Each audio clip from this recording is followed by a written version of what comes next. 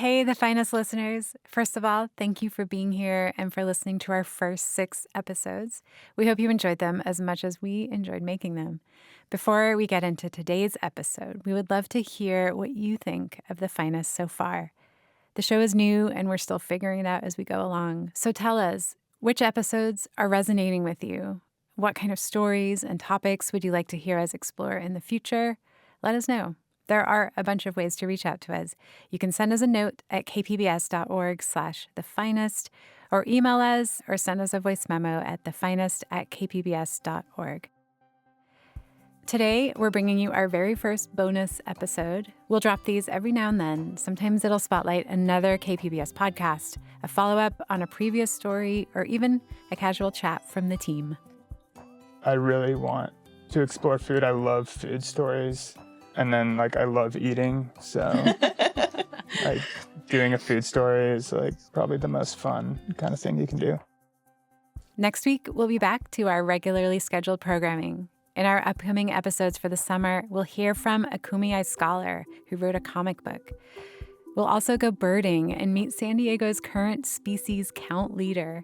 We'll hear the story of some old friends who found street art as a way to stay out of trouble, but instead got caught up in a graffiti sting operation. We'll look at an exhibit of textile art honoring Our Lady of Guadalupe and go deep into the legend, its roots, and recent evolution. And we'll talk to some local bands, and I promise we'll get Anthony on a food story soon. But today, we wanted to do something a little more chill. We thought it'd be fun to introduce ourselves and give you a behind-the-scenes peek at how the finest comes together. So I sat down with our producer, Anthony, and our editor, Chrissy, at the SDSU Theater right next door to the KPBS station. We talked art, San Diego, and the journey of making this podcast.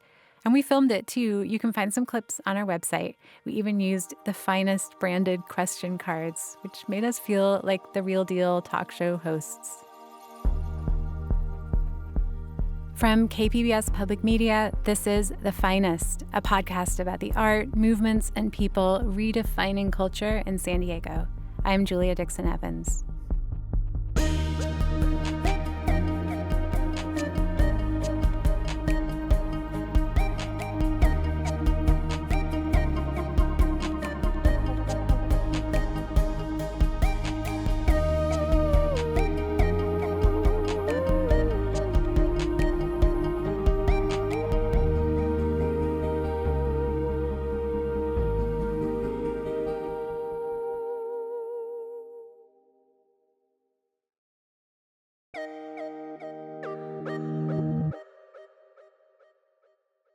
The member of our team whose voice you haven't heard yet is Chrissy, our editor. Here she is. Okay, so I'm going to start. What's the most that's not art take you're prepared to defend? Okay. I feel like I'm pretty, chill. I don't think I would say, Marvel movies aren't art. Not Scorsese? Yeah. Or, I don't know, maybe, a really postmodern thing. I could get behind, the urinal on the wall, maybe going too far. I think I also have a pretty expansive view of it. I feel like I could defend any of that, the urinal on the wall. Okay, so I take my kids to museums a lot. And kids are notorious for saying, I could do that in front of, a color field painting or something that's just, one smear of paint. And I think, the defense for that is, but you didn't, right? Or, but you aren't making that. And so that's my, first reaction to those things. That's not art, is thinking about, somebody made it and you didn't. I will say, I'm pretty much always on the side of, defending, a contemporary painting that's just, splotches of color and stuff. And I think, if you stand in front of one of those for a long time, you can have a really cool experience. Maybe it just takes some openness to it. But I got, a reel that was, was this a contemporary artist or a 4-year-old? And they would show a thing, and then you'd have to guess, and I got one wrong.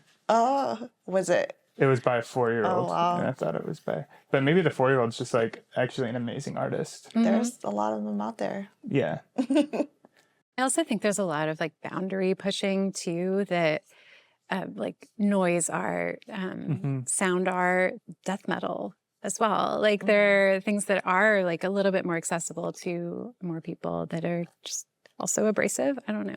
I think that I could defend those too. I don't know. Yeah. There's stuff that people would say like, that sucks, but I don't know if they say it's not art. But I think I like a lot of music that a lot of people are like this. But maybe like I went to a yoga place in Ocean Beach, and the teacher was like did like a singing performance like during Shavasana that I thought was amazing, which I think is definitely art. Maybe most people would also agree, but yeah, I prefer to just have the broader view that you know it is art. But yeah, I think there is bad art. I don't want to be too positive, I guess, where I was saying everything's art, everything's good. Yeah, I guess the worst offender would just be like things that are lifeless and don't have much like passion behind them and are really just some kind of like imitation. So like maybe if you go into like a new apartment building and the decor in the lobby is just looks like all the other new apartment buildings, that would be bad. We went to Paris and I saw the Mona Lisa, and I think it's like super overrated. And it's so small. It's so small. It's definitely smaller than you expect. But also we were in the Louvre, and the security was not like enforced at all, really. And people were like eating in the museum, and someone actually dropped a jar of jam. And I wish I took a photo, but I was just so like shocked. Like it broke? It broke, and it like splashed across the wall. It is interesting that the Mona Lisa is the most famous painting in the world. It's just because it was stolen in the early 1900s, and it was a media sensation. Yeah.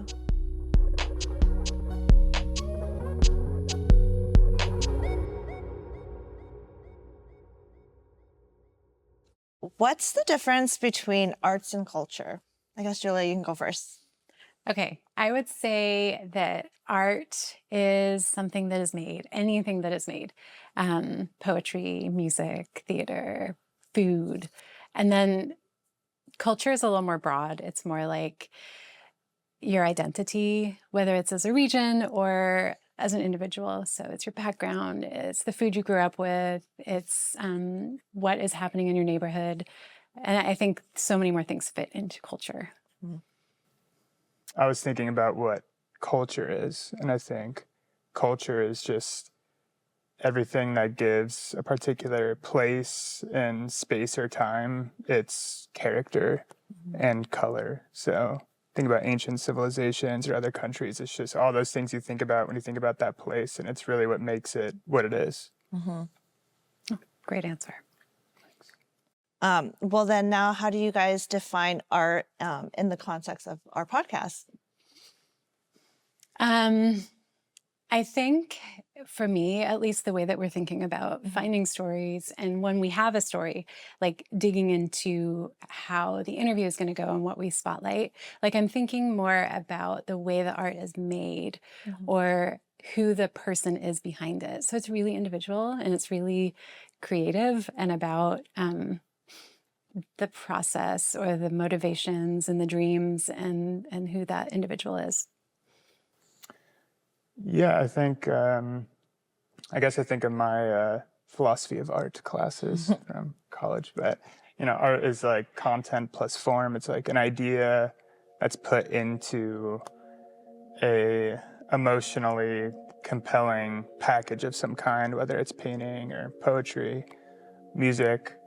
And so I think with the podcast, it's great to explore those ideas and the stories, the things that are important to these artists and why, and how they're expressing them through the art. Anthony's gonna summon academia on every answer.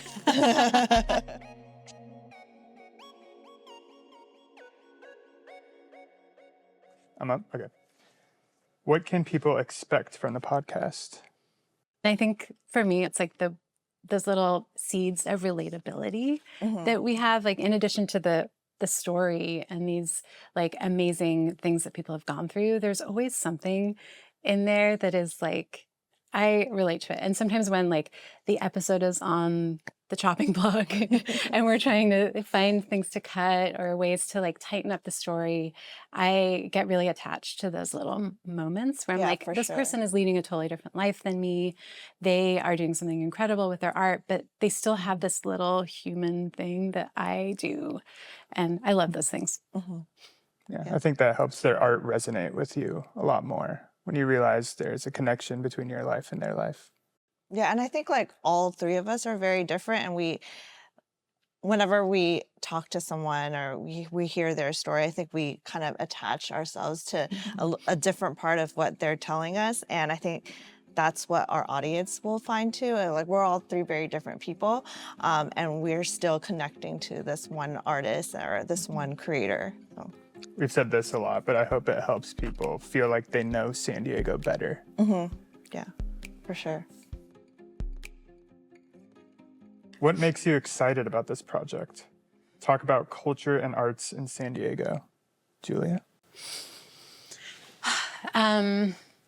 What makes me excited about this project is probably the chance to like really spend a lot of time with people and their stories. And, you know, it takes us out of this like rapid fire, upcoming events, news cycle.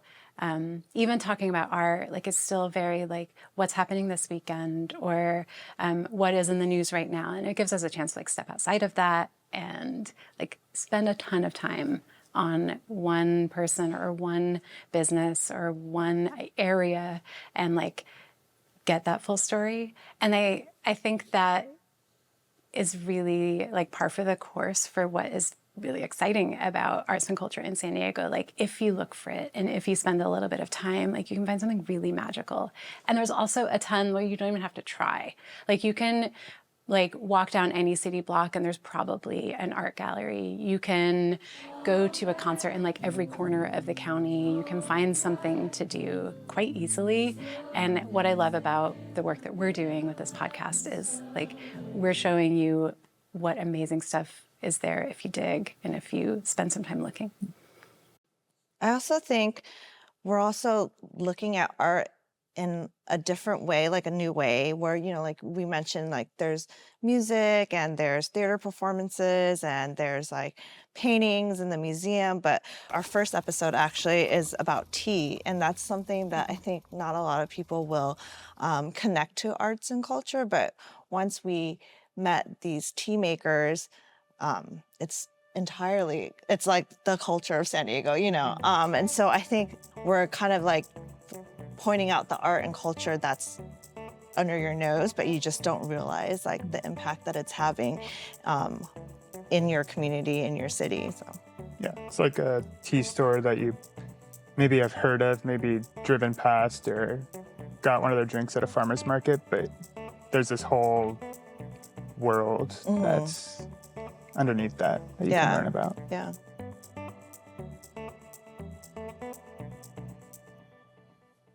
Here's one. I'll start with Anthony because you just moved here. So I want to know what you think makes San Diego's cultural scene unique from the perspective of like a former outsider. I think the first thing I think of is the proximity to Mexico, where it's basically one metropolitan area, like Tijuana and San Diego. And that is very unique. I've never lived in a place like that. And I love Mexico, so it's like an amazing amenity for me to be able to like just like walk there and get food and hang out. And one dimension of culture is sports. I've been interested and excited by how passionate San Diego is about its sports teams. I've always thought that San Diego was like unjustly stripped of its major NFL and NBA team. And it seems like the result is almost like the city has just like poured its love into the Padres and the Wave and the new MLS team and even the minor league hockey team. So I think that's really cool and exciting.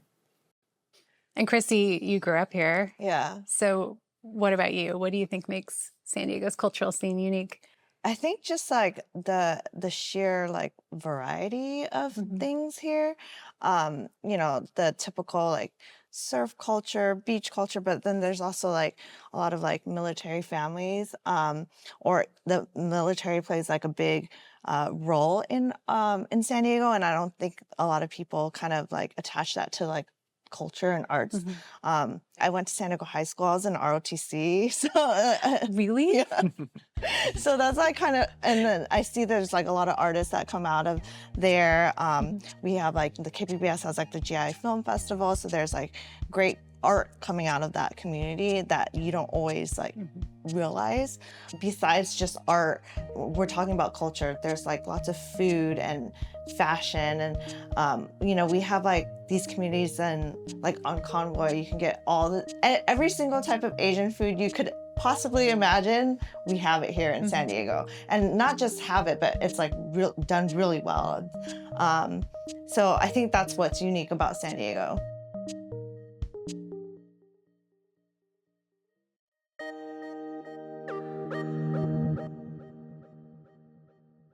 What's something unexpected that falls under art or culture that you hope to explore?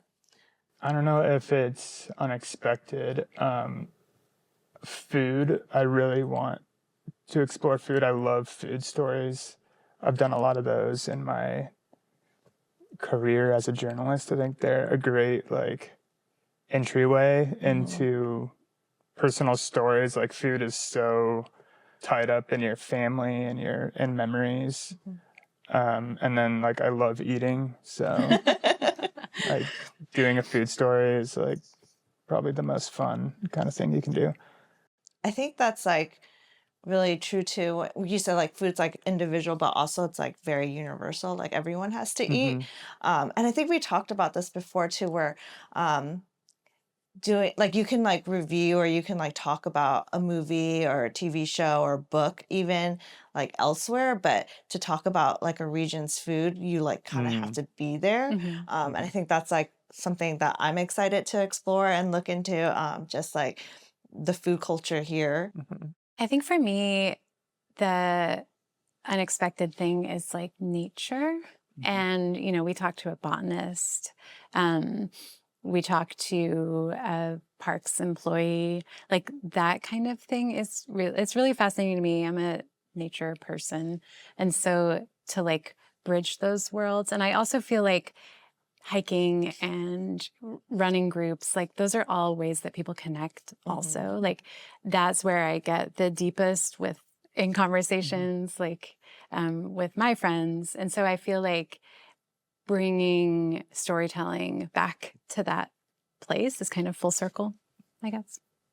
I think I'm really excited to kind of get to know people who, again, like I said, like you don't always connect them as an artist or like a typical artist. I think the other day we were doing an interview and somebody mentioned that this piece was created by a piñata artist. And that's like really something where everyone knows what a piñata is, but like, have you ever thought about like the creator, like the person behind it? To hear those stories, like how do you become a piñata artist? Like what motivates them to do the work that they do and why it matters to the community? Okay, if someone listening wants to get more involved in the arts community, where should they start? If you're interested in getting more involved in the arts community, I think like just by listening, hopefully you'll feel more connected. Like hopefully the episodes help people relate to the art and the artists. Maybe sometimes it can feel like intimidating to try to approach a new form of art or food or something. But I think when you hear the stories and you hear more about it, hopefully the walls will break down. And then I think for most of the episodes, it's pretty like easy to see what you can do if you're interested, like go to the restaurant, listen to the musician, go to shows. And I think a lot of the people we've interviewed have mentioned specific suggestions of like, if you want to, feel more connected to this scene, go to these places, try this. Yeah. And I think that's like another thing that's like great about being involved with your community in the arts is that you can like have a conversation with these artists. They're not like, some far-fetched person that like is untouchable feeling, like you can interact with these people and become friends, So I think that's like really cool and a way to support these people that we're talking to. Yeah. And feel more connected to the community. I guess Yeah. all this stuff is local, so it's like you can like live your whole life just like listening to music that's international and eating at chain restaurants and stuff, but there is something special about like engaging like on a day-to-day basis with things that were made in your community that reflect its unique character. I think one of the things that like we tossed around when we were like very early brainstorming for this podcast was like the idea that somebody making something great could be your neighbor, right? And it's like the flip side also is like these great things are made in your neighborhood or made in the place you live. I love that. I thought you were going to say the flip side is your neighbor can be a murderer. Yeah, the flip side also. If this podcast had an outrageous tagline, what would it be? I don't know. I feel like we have a lot of inside jokes now that are like, it's a podcast where when we're talking about something and Anthony says, oh, we should make a podcast about that. Or like, we should call that person. I don't know. Anthony's little, we should make a podcast about it. You can always hear it before he says it.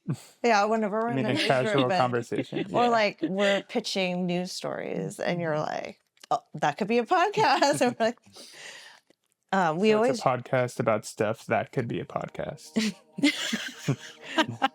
we always joke though. Not our finest answer. There's been lots of like numbers. It's a math podcast. Yeah, we always it's a joke that it's a math podcast. So, but it's not because I'm awful at math. Interesting numbers. Yes, interesting numbers. Math at work in your life today. Anthony's actually a really good mathematician. Yeah. All right, well, that was a lot of fun talking about the podcast, but we have a lot of work to do, a lot more episodes to make, so let's wrap this up and get to work. Okay. And you can find The Finest wherever you get your podcasts. Been waiting to say that. All right. That was more awkward than I thought it would be. Just like an outtake. Yes. He's right. And I've been dying to say this, but you can find The Finest wherever you get your podcasts. Good job.